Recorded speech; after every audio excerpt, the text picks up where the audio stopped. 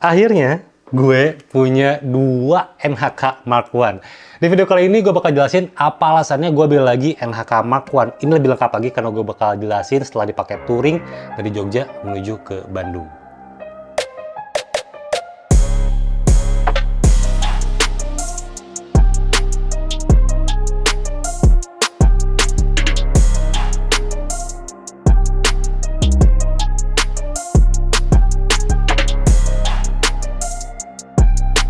Assalamualaikum, halo semuanya. Selamat datang kembali di channel Aconobi bareng gue Reza Andi.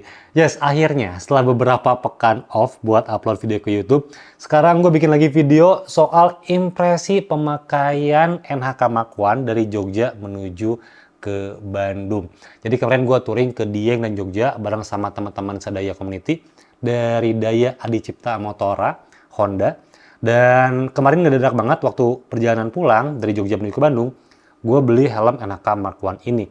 Itu soalnya cuma pengen ngerasain impresi pemakaian helm ini kalau dipakai touring seperti apa.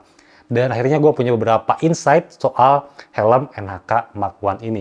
Gue beli helm ini di Jogja itu di Prito Helmet, dan harganya itu sekitar 600 ribuan aja. Dan ini yang tipenya masih yang basic, yang tengah-tengah ya, bukan yang elite ataupun bukan yang dual visor. Jadi ini sama banget dengan yang gue punya, yang udah punya dari pertama. Cuman perbedaannya tuh ini dia size M, karena kemarin di Jogja itu gue nggak dapat size S, sedangkan yang ini size S yang pertama itu. Jadi ntar juga gue bakal jelasin gimana perbedaan fitmentnya untuk size M dan juga size S di kepala gue yang lingkar kepalanya tuh 56 cm. Dan selama touring gue itu pakainya kurang lebih sekitar 13 jam total perjalanannya, 13 jam dengan istirahat, dengan trouble gitu ya. Tapi untuk durasi terpanjangnya menggunakan helm ini tuh di atas motor, gua riding selama 4,5 jam non-stop pakai NHK Mark I ini. Jadi ntar lebih lengkap mungkin ya, lebih komprehensif untuk impresinya dari penggunaan NHK Mark I ini. Oke, yang pertama gue jelasin soal bobotnya dari si helm NHK Mark I ini. Helm ini punya bobot 1450 gram setelah terpasang aksesorisnya, ya maksud terpasang paddingnya, visornya gitu ya. Kalau berat kosongan sih sebenarnya dia di 1370 gram gitu. Cuman dengan optional partnya ini tuh di 1450 gram. Dan waktu dipakai touring kemarin, dengan durasi riding yang paling panjang itu 4,5 jam, gue nggak ngerasa ada masalah. Itu masih tetap aman banget untuk bobotnya, untuk sebuah helm full face.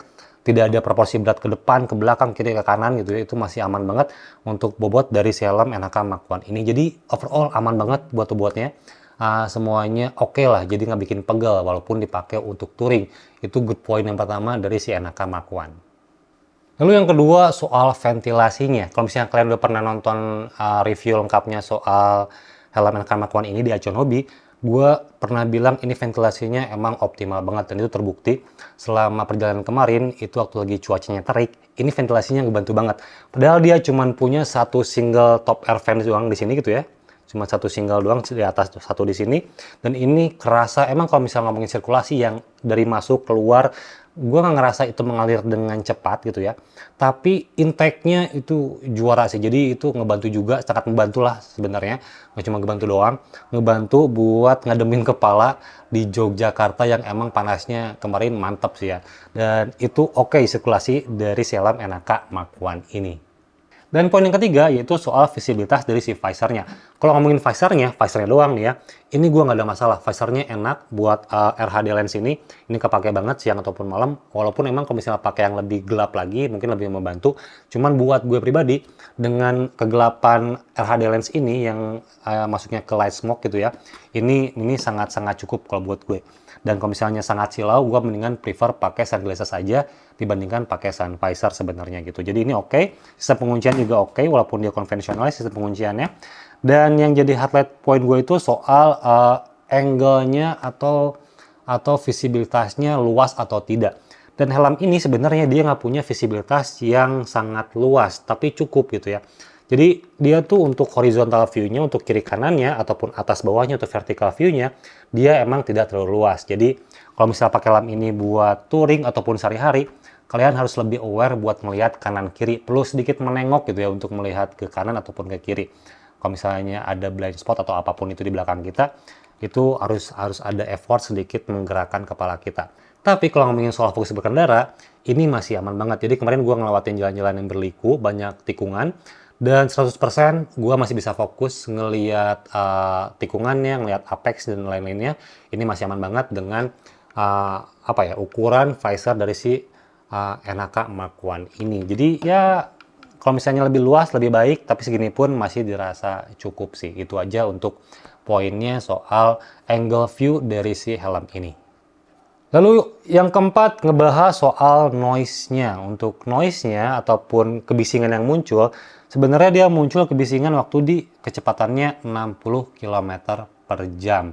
Nah, jadi waktu di speed tersebut mulai muncul suara dari area atasnya di sini karena emang dia banyak intake masuk udara ke area atasnya, jadinya menimbulkan suara yang bising, cuman nggak terlalu nggak terlalu mengganggu banget gitu, masih yang kadarnya normal banget sih sebenarnya gitu. Cuman ada di area atas sini. Untuk area kiri kanan bagian luarnya ini masih aman banget, dan beberapa kali sebenarnya masuk ada suara dari area bawah sini masuk ke telinga kita, cuman itu jarang terjadi gitu. Jarang terjadi. Itu yang gue rasakan soal kebisingannya. Jadi yang lebih terdengar itu sebenarnya di area atasnya aja di kecepatan lebih dari 60 km per jam. Itu pun di kontur-kontur area tertentu ya. Kalau misalnya di perkotaan mungkin nggak akan terlalu berisik, tapi kalau misalnya di yang kemarin lewat pegunungan atau lahannya terbuka, anginnya lebih kencang, ya itu bakal lebih terdengar gitu. Itu aja sih sepertinya untuk soal kebisingan dari si helm ini. Dan ngomongin soal fitment-nya ya, jadi ngomongin soal fitment, helm ini sebenarnya dia itu menguncinya di kepala kita itu karena paddingnya yang cukup tebal. Dia tuh sebenarnya hanya punya satu cell size dan satu IPS size. Jadi setiap ukuran itu membedakannya hanya ketebalan dari si paddingnya. Buat gue yang pakai size S dan M itu pasti aman banget karena paddingnya lebih tebal dan lebih empuk jadi di kepala kita, jadi jatuhnya kerasa lebih nyaman gitu ya. Walaupun jadinya fitmentnya emang nggak terlalu racing fit ya. Gue coba pakai ini yang size M ya. Jadi ini tuh effortless banget buat dipakainya, ringan banget. Dan buat catatan, ini yang size M di gue itu sebenarnya masih ada gap ya, masih bisa ngegeser. Ya mau nggak mau karena kemarin nggak ada size S-nya. Dan buat ngakalinnya kemarin gue pakai balaclava yang cukup tebal. Jadinya lebih better dibandingkan tidak pakai balaclava sama sekali waktu lagi touring kemarin untuk size M ya gitu. Jadi ini masih ada ngegesernya lah untuk si helm ini. Dan untuk fitmentnya yaitu ini tuh effortless banget. Sangat-sangat cukup kalau misalnya kita mengeneralisasi fitment dari sebuah helm. Ini yang umum banget full face-nya dan bakal diterima banyak orang gitu ya. Jadi ini sangat cukup untuk fitment-nya. Dan kekurangannya untuk bagian fitment hanya di bagian telinga aja buat telinga gue ya. Buat teman-teman mungkin beda lagi. Kalau buat telinga gue, ini tuh dia untuk daun telinga gue tuh agak ketahan di bagian cheek pad area bawah. Karena emang bentuk dari si helmnya pun dia nggak terlalu tinggi. Dia pendek untuk si helmnya. Jadinya ini bagian cheek pad agak nahan ke daun telinga gue sih. Itu aja untuk kekurangannya, dan itu better dibandingkan ada pressure point di area atas kalau buat gue. Jadi area atas itu nggak ada pressure sama sekali buat helm ini, tapi untuk daun telinga emang agak ketahan aja gitu nih, kayak gini. Dan emang agak pegal, tapi setelah lepas dari si helmnya itu masih aman gitu. Kalau buat telinga gue ya, karena telinga kita juga beda-beda ya. Ini yang size S. Kalau size S, waktu gue pakai size S, ini lebih fit banget gitu. Ini juara. Jadi bagian cheek pad pun ini nguncinya enak banget kalau buat gue. Bagian atas pun ini nguncinya top. Jadi sangat jauh berbeda. Kalau buat gue waktu pakai size S dan juga size M, ini size S sih perfect. Jadi ini helmnya emang true size. Pastikan kalian mendapatkan helm atau menggunakan helm yang sesuai dengan lingkar kepala kalian untuk NHK Mark I ini. Lalu gimana helm ini waktu dipakai speeding? Jadi kemarin gue pakai Honda EDV Racing 160 dan itu gue pakai waktu di jalan Dendels, itu jalanan lurusan panjang banget gitu ya. Dan nyampe di top speed itu di 120 km per jam untuk EDV yang gue pakai. Dan pakai helm ini sebenarnya masih aman banget di kecepatan tersebut dengan motor Matic seperti itu ya gitu. Beda bukan menggunakan motor sport, bukan juga menggunakan motor naked, tapi kemarin gue pakainya motor EDV. Dan di kecepatan 120 ini masih seimbang nggak keterpa angin kiri kanan gitu ya, nggak ke bawah kepala kitanya, biasanya suka kayak gitu kan. Jadi ini di 120 km per jam, menurut gue ini helm masih stabil, masih aman lah untuk 120. Jadi dengan karakternya, dengan materialnya, dengan overall quality-nya, di speeding 120 sampai 140 mungkin ya, yang masih wajar buat di penggunaan di kita dengan kontur jalan Indonesia, ini masih aman banget sih untuk helmnya, untuk speeding gitu ya. Dan selain itu, kekurangannya satu lagi tuh soal visornya. Visornya sebenarnya bukan materialnya, tapi embunnya. Jadi helm ini itu tuh gampang banget ngembun gitu kalau di cuacanya dingin ataupun hujan. Dan kemarin waktu lagi jalan pulang gue sempat ketemu hujan juga, malam juga, jadi itu sedikit mengganggu sih ya. Jadi ya solusinya sebenarnya ada beberapa insight dari gue. Kalau misalnya nanti ada bakal muncul NHK Mark II, kalau ada Mark II, dan inilah beberapa insight dari gue yang mungkin bisa dipertimbangkan oleh tim NHK biar bisa Mark I ini lebih baik lagi. Oke, dan insight dari gue untuk NHK Mark I selanjutnya, mungkin Mark II namanya atau apapun itu namanya. Yang pertama sih, tolong dijaga soal kualitas sirkulasi udara dari si helm ini, karena helm ini adem banget. Gue sangat suka banget dengan fungsi dari si ventilasinya, ini kepake banget dengan harga yang sangat terjangkau. Dan juga jangan lupa itu, pertahankan juga harganya di bawah 1 juta gitu ya. Ini oke banget gitu. Dan kalau misalnya dia pakai dual top air vent kiri kanan gitu ya, ataupun bahkan 3 gitu ya, nggak cuma satu di tengah, itu secara desain bakal jauh lebih baik kalau menurut gue. Tapi ventilasinya harus tetap seadem ini atau bahkan lebih baik. Itu pasti oke, dan harganya di bawah 1 juta. Ya masih 600, 700, atau 800 itu masih oke kalau menurut gue untuk NHK Mark I selanjutnya.